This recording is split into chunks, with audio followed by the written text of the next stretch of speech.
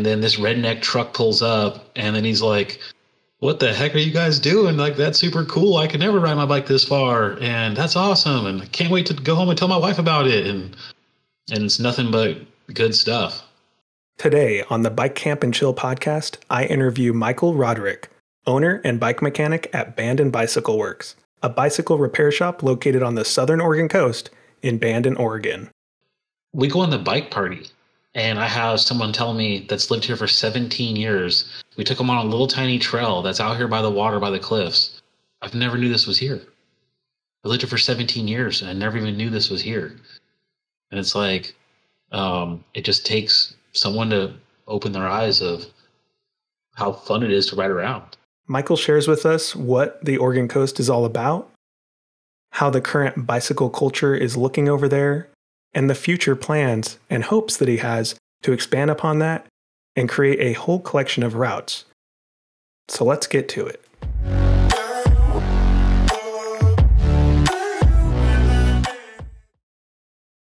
Hey, Michael. What's up, Dallas? How's it going over there? Wet and windy today, and cold. Winter is definitely arrived. Well, just to provide some context here, right now I live in Eugene, Oregon, so I'm not too far from you. It's about a 2.5 hour drive. You're over in Bandon on the southern Oregon coast.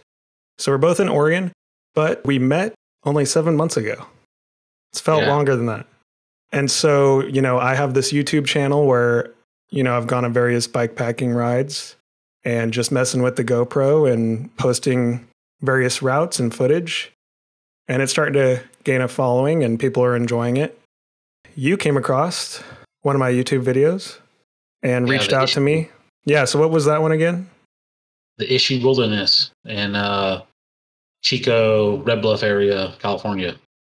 So, I grew up in Redding, California. I spent a little time living in Chico. That was one of the first rides that I pretty much caught footage of, but it was Issue Wilderness out there, Northern California. But you used to live out there too then, right? Yeah, I lived in Chico for a while. And actually, I lived a little east of Chico in a little town called Cohasset, that if you were to keep going up our road further into the mountains, it would go into the Issue Wilderness area on the more south side from your video. Your video is more on the northern side of it. And so, I don't know, randomly searching some bikepacking videos on YouTube, I saw the thumbnail Issue Wilderness. And I was like, what? I never heard of anybody else other than myself riding a bike in there. So I watched it and maybe watched a few more and realized that you're based somewhere here not far from us in Oregon. Yeah. Bikepacking. That's how you find people like this. It's funny because that's kind of why I started being more social with some of that stuff, posting stuff on YouTube, Instagram, just finding like-minded people. And, we've already done 5+ trips now together, I think. And it was pretty easy to hit it off knowing we're both just want to get out there and have some fun on our bikes. So you'll probably be a frequent guest on this Bike Camp and Chill podcast. So I wanted to start off right off the bat, introducing you, what you're doing, what we're doing ultimately together, why we're talking right now. So let's just give the listeners a little bit of an idea here on, some of your backstory and how you landed in Bandon. Yeah. Well, my name is Michael Roderick. I own Bandon Bicycle Works, a bicycle shop in Bandon, Oregon on the southern Oregon coast. We specialize in service and repair and adventure cycling. Like most people that are lifelong bike shop people, just grew up loving bikes, tinkering on them as a young kid, and soon was into bicycle shops and kind of made my way around bicycle shops through a career and learned different stuff, and ultimately to own a bike shop in California. And then me and my wife decided that we wanted to get out of California and get somewhere nicer and enjoy the rest of our life. So we came to Bandon, and I worked in another bike shop for a while and saw the opportunity for a shop that would specialize in service and repair. We're located on the Pacific Coast route on Highway 101 in Southern Oregon, so we see thousands of cycle tourists every summer. So as far as service and repair goes, that's what I do, and I fix bikes all day, every day. And then as a hobby, I always liked researching maps of the area and kind of finding routes to get to cool stuff. And so I was focusing on building bike camping routes, try to kind of build a bike camping community and just put the Southern Oregon coast on the map for that. And then Dallas is, at the same time, wanting to do the same thing, wanting to be in the same area. And it was kind of like, hey, you got a camera. Hey, you're making routes over here. You want to work together? And and now it's kind of become a deal where we're making a route pretty much a month. We got hooked up with Adventure Cycling Association.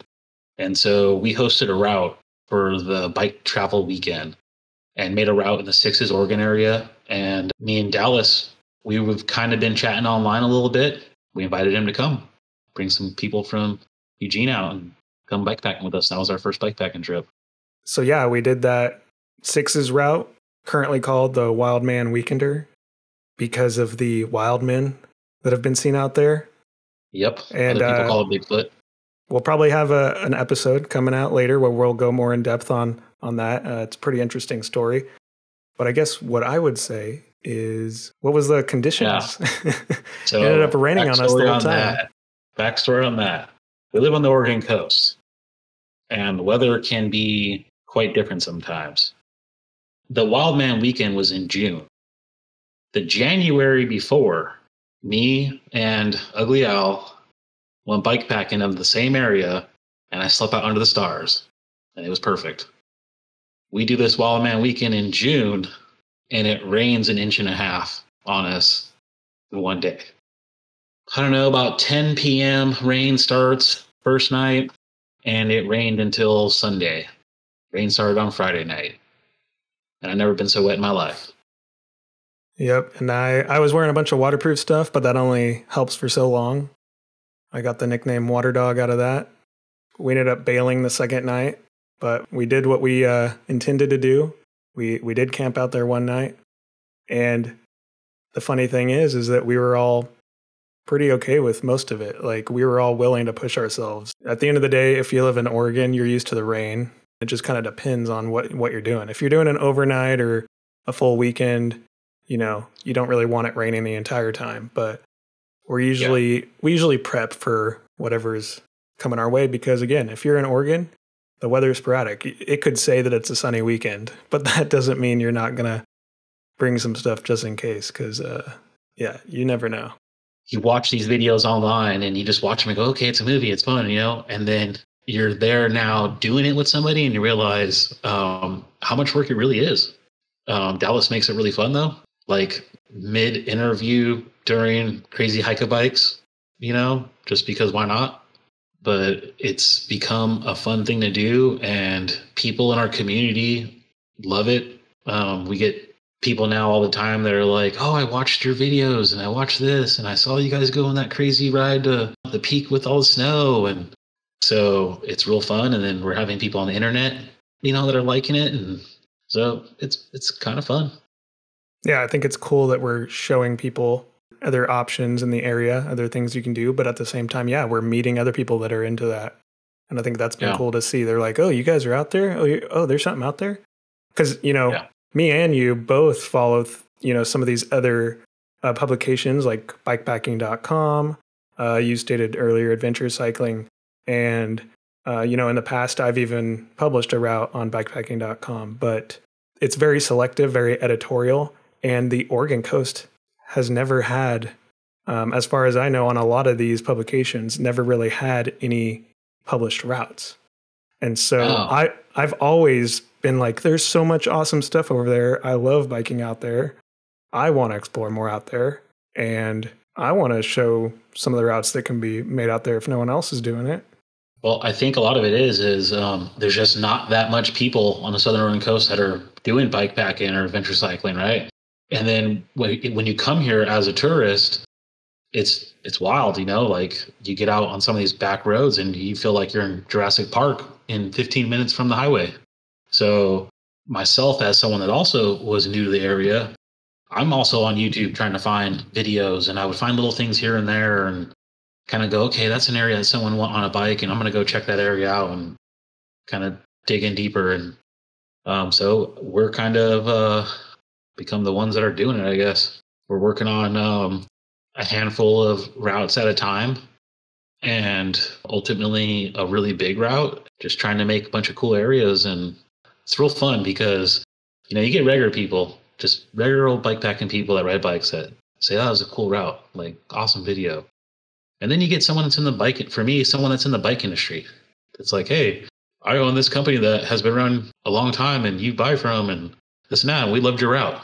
And you're like, wow, that's cool. Like, Yeah. So one of the, I'd say, most popular recent routes that we shared, which there is a corresponding YouTube video for it, is the Elliott Loon Overnighter, which we'll be sharing more in an upcoming episode all about that one. But we've had multiple groups already. Maybe it's only been like 3 months since we posted that out there, and that's out in Coos Bay, Oregon, at the Elliott State Forest. Tons of gravel roads out there. The minute we make that route, people are like, wait, there's something out there. And there's people, we had multiple groups come out from Bend. It's like a 4 or 5 hour drive to come check it out. And those are people that are usually mountain biking, dirt, single track and stuff. And they wanted to come out and check out just the Oregon coast because they haven't even really ridden out there. Well, so one common thing they all said though was like the multiple groups that we talked to that came from that area was it was really hot over there and dusty and had some smoke and stuff. So they wanted to come to the coast to get away from that. And that's how they found our bike route. Yeah, the Elliott Loon. I can't wait till we talk about that one because that was a real fun ride. I think that might be one of the next episodes coming up. So follow our podcast, subscribe to the YouTube channel, and stay tuned for that. I guess the next thing I would ask you is why bikepacking? What is it about bikepacking, camping with your bike as a hobby, as an activity, as a lifestyle?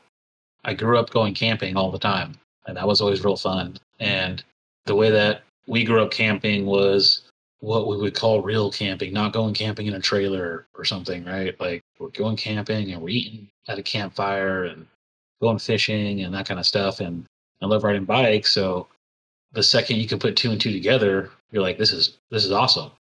You can really live with nothing almost, and have fun.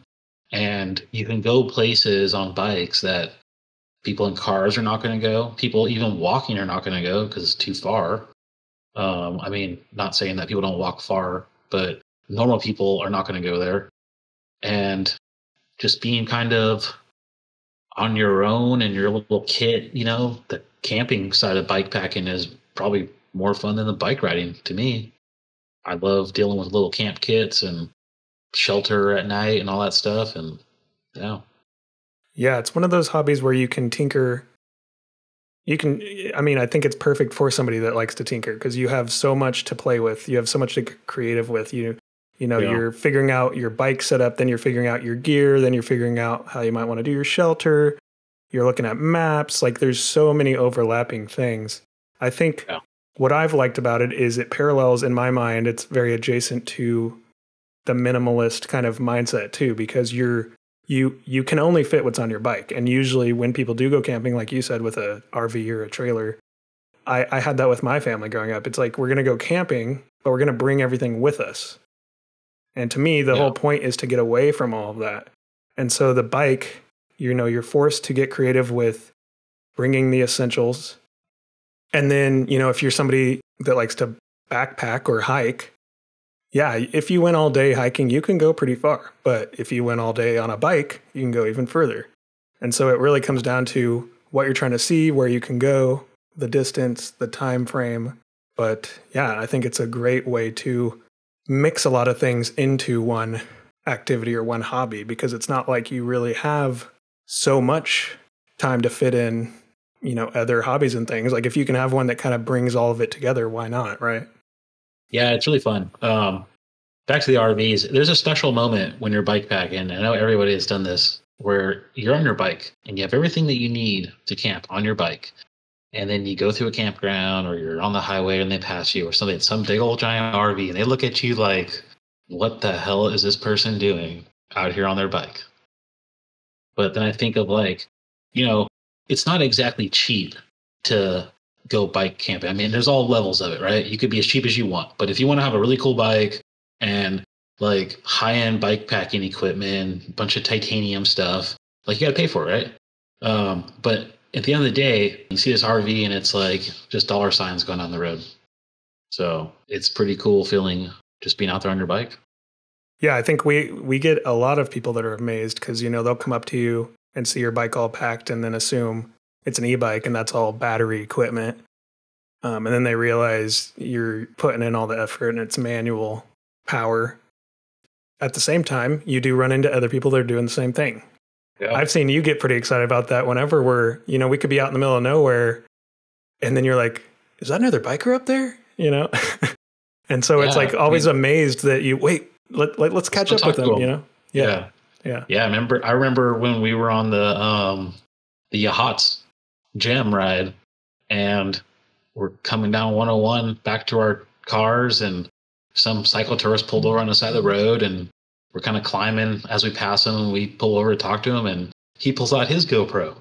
He's like, hey, I'm making YouTube videos. Can I interview you guys? And then probably like 5, 6, 7, 8 days later, here he comes rolling past the bike shop south on the Pacific Coast route. Interviewed again. So that's always fun. So what kind of riders end up showing up at your shop?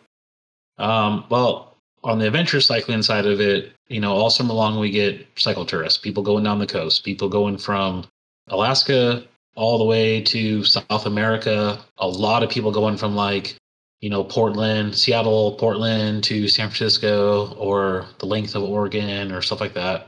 And then we get a lot of tourists that are coming here to go camping and bring their bikes with them or to go to the mountain bike trails. We have Whiskey Run mountain bike trails just up the road. Great single track trails, like 30 miles of them. And so we do a lot of mountain bike service. We get local people, a lot of mountain bikers. There's a pretty good amount of gravel bikes and not a whole lot of road bike in our scene around here. Most roads will turn into gravel and then just typical regular people bikes, you know, families, kids, people that ride the bike to work. What about the fat bikes on the beach? Yeah, fat bikes for the beach, both regular and electric. We have gorgeous looking beaches with these great rock features and cliffs and stuff. And so you can just take a fat bike and you can ride pretty far. You can do a quick, easy day rides, but that's a whole nother bike packing trip. The beach is different around here than where we're used to down in California. It's a real adventure and you're out there. Yeah, so I'd say mostly mountain bikes, a lot of mountain bikes, and a lot of cyclotourist bikes. Well, I see your Surly sign back there very prominent. Is that usually your go-to bike brand? What do you like about the Surleys? I like Surleys a lot. I've always liked Surly my whole life. I'm a bike shop person, and anybody that works in a bike shop knows Surly bikes. You know, you can get them from QVP, Quality Bicycle Products. They're just kind of a inexpensive, good platform to start with. Get nice, strong frames. I've had a bunch of them. You can build. They're very utility bikes. You can just make them your own, is what Surly says. You can just make all these different builds out of them. I've ridden a $500 Surly frame. I've ridden a $5,000 frame, and the $5,000 frame is awesome, but Surly's awesome too. Right now, I currently ride like a 22-year-old Surly Karate Monkey frame. So the other thing you do at your shop is custom builds, and I'm getting pretty excited about the recent one that we've been planning together. And this will be my first Surly, is a Surly Midnight Special. What's the Midnight Special, and why was that one that you kind of recommended for me? When we got to talking about another bike, you're like, okay, I got this everything bike packing bike, and you know, I have all these roads in Eugene and bike trails, bike paths, and I want kind of more of a gravel bike, road bike, something like that. And we started looking into bikes, and then got to the Surly Midnight Special, and I think you liked it right off the bat. And then we sat down, talked about a fully custom build from the frame up, and picked out every single part. And that's pretty fun because, you know, not everybody gets to build a bike from like choose what spoke, what hub, what nipple, what rim, what chain I want, what pedals I want, you know, what bottom bracket I want. And it's fun to do that to my bike, and then to see somebody else and like to help them with a list basically of like, this is every single part that we need to buy for this bike, and to see what you come back with. And it's sitting back there in a box in a bunch of parts, and then we're waiting for some more parts. It's gonna be pretty fun. I'm gonna help Dallas build himself a custom bike. Yeah, I'm ready to learn piece by piece. I think that'll be pretty fun. I've always wanted to build a bike from frame up because I've only just swapped parts and all that from the stock kit, but I think this will be cool to just kind of see how it all goes together from the start. You know, it's going to be fully custom, so it'll be cool to share that too, because we're even putting our own stickers on it, making it our own. So that'll be cool to share when we finally get the parts, and they should be showing up pretty soon. So I can be patient for now, you know. Yeah. But I'm ready. I'm ready to start putting it together. So It's gonna be Dallas's Christmas present this year. Yep, definitely. Let's talk a bit about you know, some of the things that you do around there as a bike shop. So I know we have the Bandon Bike Party. What's that all about? The Bandon Bike Party is so I grew up in San Jose, and San Jose has the San Jose Bike Party. I don't know how it is these days, but in my days, it was you and all your friends and 5,000 other people on bikes just taking over the city all night long. So we started the Bandon Bike Party with kind of that vibe, but a little bit more towards like, get your kids out there. Grandma can come on an e-bike. You know, there's people coming on electric skateboards, and we just meet up once a month during April through September, and basically the better months, and just do a kind of a casual bike ride around town. It's pretty fun.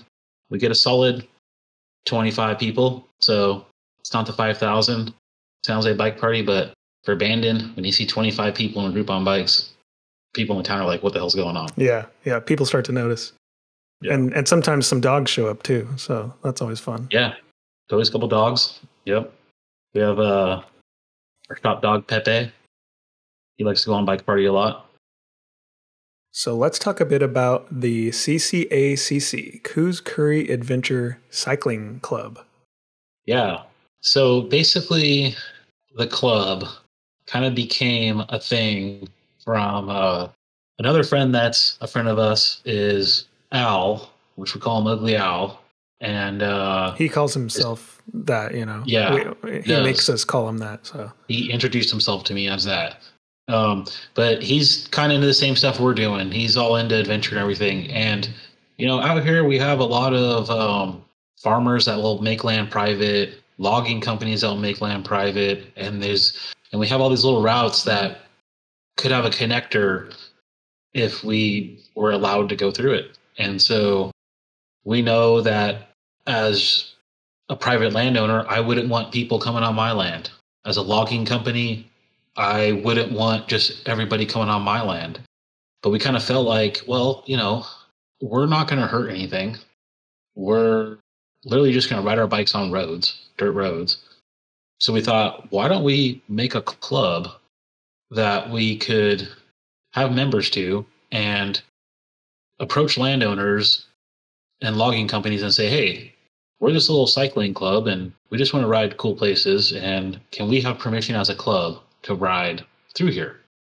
And we made a ton of rules for our club that make it so we are 100% liable for going on people's land. And our club has strict rules with who we let into it. You know, we have to stay very private and kind of organized, so that way we can go to these people's land and it stays open for us to use. And then ultimate goal is that we're educating landowners and cyclists the importance of taking care of the land, if it's yours or not.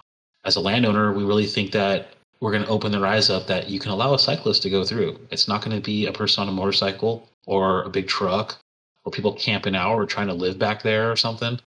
It's going to be just some people on bikes that are putting in a lot of work most of the time to get to where they got to go through there. And so we just have fun with it. There's a lot of clubs that take money and stuff and do stuff. We're just doing this on our own. And so far, it's been kind of cool. Yeah, and the way I think about it is like a group permit. Obviously, you have to kind of come up with a contract and get them to agree. Yep. And there's various different landowners in the area.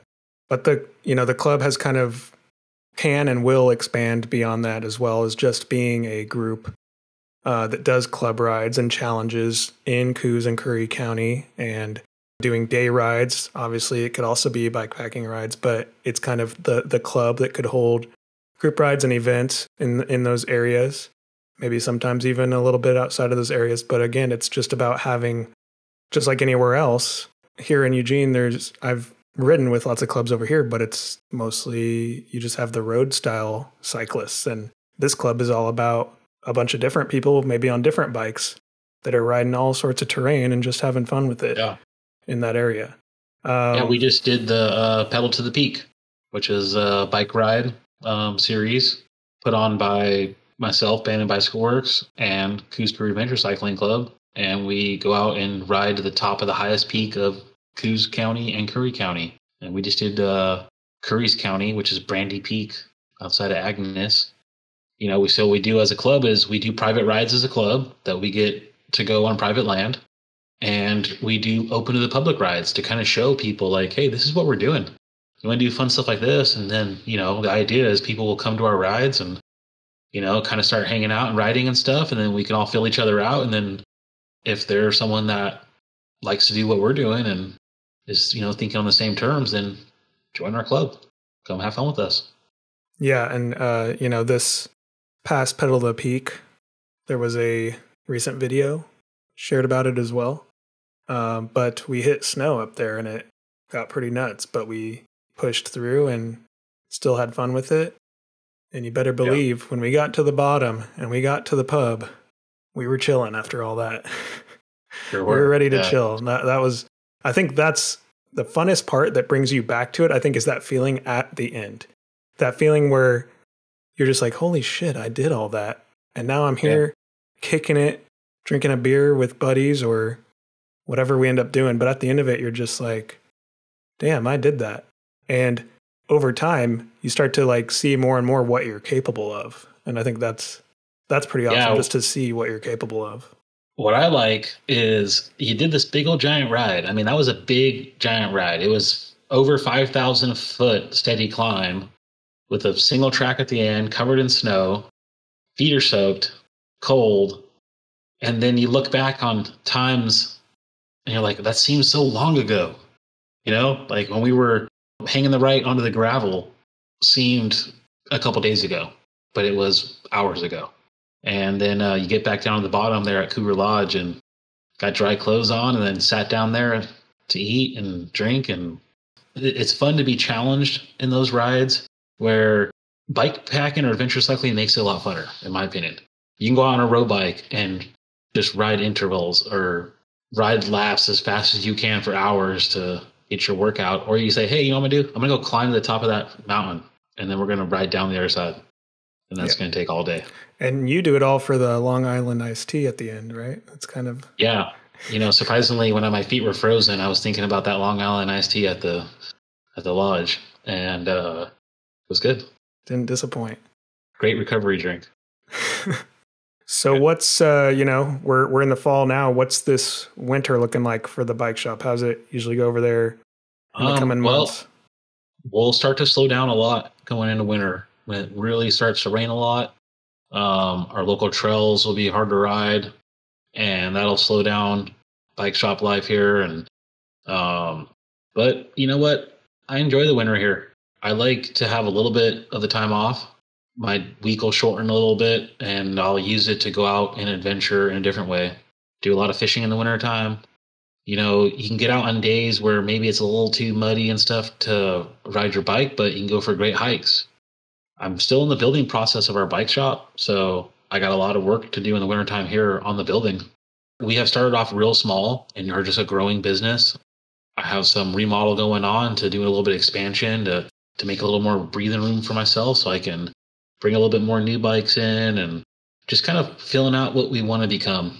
Lots of people want us to be what they want us to be right now. Understand that it's not just a bike shop.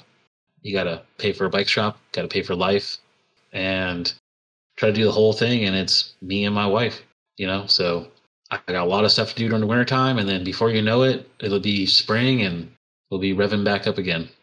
But you're doing it. I think it's cool that you're like, we're doing this, and you just went out there and opened shop, and you've got a plan, and you're working on it. What's the bicycle culture look like in Bandon, where it is now and where you hope to get it to?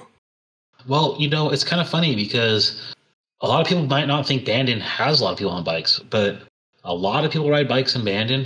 Bandon's kind of a halfway between just normal people that live here, raise families, that kind of stuff, and a lot of people that come here as either retired people or have vacation homes here, summertime homes. So you get a lot of people that either just have regular bikes, for the daily routine of my kid rides his bike to school. We ride our bikes to downtown, for a Friday night pizza dinner or something. And then you have everyone else that just has mountain bikes to go to the trails. And so there's a lot of great bike people around here. Up and down the greater area of Bandon, we have a handful of bike shops, and they all are great bike shops that promote cycling on the coast here. And there's a great local mountain bike club that pushes a ton of stuff to get people here for trails. And they're called the Wild Rivers Coast Mountain Bike Association. And everybody is just kind of like building this bike scene that nobody saw coming. It's really underdeveloped, but the people that are here are developing it at a rapid pace. And, we have people that are going real hard for mountain bikes, and then we have people that are going like ourselves real hard for adventure cycling. I try to not totally serve like the absolute elitist person. I mean, I'll work on anyone's bike. I'll build any bike I want, but we're not going to be that shop that has the guy that's like, I only buy carbon fiber. So we try to help everybody, and that's why we do like the Bandon Bike Party to get kids on bikes and regular people on bikes to show fun stuff. We promote a handful of bike rides throughout the year to try to create people to get on bikes and just try to support our local community to grow. And it is. Whiskey Run Trails is helping hugely. People are coming here and making videos here and showing the world on the internet. In small towns like this, you really see how everybody will work together to make it all happen for all of us. And we just kind of all have our little slice of the pie. And a lot of us have fun doing it. The community is really supportive of me. I came into Bandon and worked at a different shop for a while. Was thinking, it would be kind of fun to buy this shop and, run it here. But deep in my heart, it was, no, go start your own shop. You're going to do someone else's thing. And I saw the opportunity in Bandon for running a service related shop and just saw how much people needed to have their bike fixed. Opened up shop, we put everything we had into it, just said, okay, we're going to start with what we got and just hit the pavement, the pedals turning and just keep grinding forward and build as we can. And we're kind of slowly figuring out what we are, what our style is, and what we like to do. It seems like it's been a long time. It's only been 2.5 years. And just provide some context for those outside of Oregon or those that might not be as familiar with the Oregon coast. Obviously the Oregon coast goes from the California border to the Washington border from Brookings, Oregon is the one on the southern end, and then all the way up to around Astoria near Portland on the northern end. But we're kind of focused, or at least your bike shop and, the routes that we're kind of been working on and the club rides and all that is kind of focused on the southern Oregon coast. And so that goes from Brookings up to Reedsport pretty much. Yeah. So it includes Coos Bay. So it's a good chunk of the southern half of the Oregon coast. I would say Bandon is kind of central, if you think about it that way, is kind of central to the southern Oregon coast. Yeah, when you're down here on the southern Oregon coast, Bandon's kind of a hub. 101 goes down the coast, and then Highway 42 comes in from some inland areas right here into Bandon. And so you have Coos Bay to the north. So Bandon's an awesome little town. I mean, you can go, a little coastal town. You can go in any direction, and that's kind of what we're doing with these routes, filling out that map, saying, hey, what's up here on the northern end? We even went up to Yachats, which is actually more on the central area of the Oregon coast. But It's been fun just to explore the coast in general. We like the coast. We like riding bikes. So why not get out and share what this coastline has to offer. Every ride we go on has some kind of killer view or a waterfall or just something cool. And it's funny because, I've had people tell us, why are you guys blowing up the spot? You're just doing it because you have a business. It's going to benefit you. Be like, well, at the end of the day, I mean, I'm putting in a lot of work.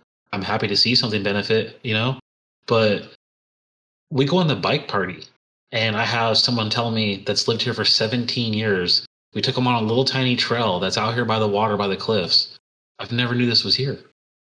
I lived here for 17 years and I never even knew this was here. And it's like, it just takes someone to open their eyes of how fun it is to ride around. And it's fun because Bandon's a small town and then, we're making it a little bike town. And we hope to see a lot of other people use these routes. There's nothing going on. There's logging, there's some hunting, and that's it. Yeah, I don't really get when people are saying not to share stuff. I mean, I get it to a degree, but at the same time, in general, we're just showing the same stuff that any town is going to be promoting as far as tourism and them trying to get people to come travel. And we're just showing them a different activity they can do. And long term, we're trying to get people out on a bike. We're not telling them to go take their Jeep out on these roads. We're trying to get people to do the opposite. And so I think that's a great way to think about it. Yeah, I mean, we can't please everybody, right? And so majority of people that we deal with about these bike rides are super happy that we're doing it. They just think it's cool. And a lot of them, even people that don't ride bikes are just like, how many times have we been out here and came across a truck that just stops and starts talking to us? And it's like, people think like, oh, gotta watch out for some redneck or something. And then this redneck truck pulls up and then he's like, what the heck are you guys doing? Like, that's super cool. I could never ride my bike this far. And that's awesome. And I can't wait to go home and tell my wife about it. And it's nothing but good stuff. It's fun mixing bikes with the country people and the forest and the loggers and just everybody that's out here. I did a lot of bike packing in the Sierras and you'd be riding along and I'm thinking of this one particular time and you're on a dirt road in the middle of nowhere and some truck comes and they try to, start stuff. I'm not saying that that's all down there, but that happened to me one time down there. And then here we go bike camping a couple weeks ago and there was a little misunderstanding with the person that we parked our cars at. They thought that we'd be coming back that night, but didn't understand we were going to come back the next day and got really worried and send people out looking for us. It's a good feeling to go bike in these areas to know that when you're in a little bit more rural community and some remote areas, everybody's in the same boat. We're on bikes, and if we get lost, we're lost. They are on, in a truck going fishing or something. If they get lost, they get lost. So everybody looks out for each other. Yeah, that's pretty cool. And I think people that aren't maybe as used with the Oregon coast don't realize how mountainous it can be. And we have the whole Oregon Coast Range, which a lot of these routes are going through the Oregon Coast Range. The Elliott Loon was technically part of the Oregon Coast Range. I mean, that goes all up the coast. But I know you're working on a pretty big idea of doing the entire southern Oregon Coast Range in some way and making it a massive. Yeah. So it's been a long-term project of my own. It started off as a hobby, and then I really saw through making these other routes that we can make this into something. I'm not super dead set on names and stuff and that kind of stuff, but it's something of the Southern Oregon Coast Range Tour. It's roughly about 650 miles, 69,000 plus feet of climbing. And it basically would start and end in Bandon, and it would work its way south up and down through the mountains, restocking in little towns and stuff, and then hang a U-turn down in Brookings and head up through the mountains all the way north through, Gold Beach area, Agnes, Powers, Bridge, all the way up into the Elliott Loon, and then hang another U-turn towards the west and work its way down through, Florence and Lakeside and all that stuff and Coos Bay and back into Bandon. But primarily staying off into the mountains. So it's a mixture of road, gravel road, old logging trails, old Jeep trails, single track, and some of the Pacific Coast Highway Trail on 101. So I think it would be a really fun mixed terrain tour. I know, like, we see online all day that it's, let's try to have 100% single track. And that's great and that's fun. But I think it's funner to have everything in one ride, because on a bikepacking trip, there's been times where we made these routes and it's like, I can't wait to get to the single track, right? And then when you get on the single track, you're like, I can't wait to get off this single track. So it's going to be a real fun big one. And me and Dallas are going to have a lot of fun documenting that one, and trying to make it a kind of a big project. It feels massive. Trying to even figure out the route has been 2 years in the making. Yeah, and there'll be lots of projects, more to come. We're just having fun with it, exploring and sharing what we find and trying to get others to come join us. So let's just end on something inspirational. What would you like to say to our listeners and those watching? You know, maybe they're people that are into this, or maybe they're interested in getting into it. Make the step. Take your bike that you have. I know they say every bike is a good bike to do bikepacking, and I don't suggest taking a Walmart bike, but if that's what you got and that's what you're going to start with, do it up and just go for it. If you're going to have to do it by yourself, obviously you got to do some research online and get out there and do it. If you have a local bike shop in your area that's doing it, just go talk to them. I get people talk to me all the time about bikepacking, and it's not bugging us. It's fun. You'll get there. Start off with a day packing trip. Buy some bikepacking food stuff. Get a little stove, a little titanium pot, take some dehydrated pasta or something, and go right out to your favorite park. And sit there with a good view and cook your lunch, and then ride home. That'll start you there. Just get past the first step and go for it. Even if it's a 5-mile ride or 10 miles, we've just been doing it for so long that we can go a bit further. And sometimes we are a little crazy with where we end up, but we're having fun with it. So if anyone's ever out on the Southern Oregon coast and you're passing through Bandon, or you're just looking for something to do out there, they can come stop by your shop and say hi, I guess, right? Yeah, talk biking. You're on the Southern Oregon coast, traveling the 101, or just want to get away from the, spot online that's already blown up with people, as they would say. Come out here and try riding some of our rides. Come out and visit, not even for bikes, Bring your canoes. Bring your kids out to the beach. Come out and just go camping. The Southern Oregon coast is great.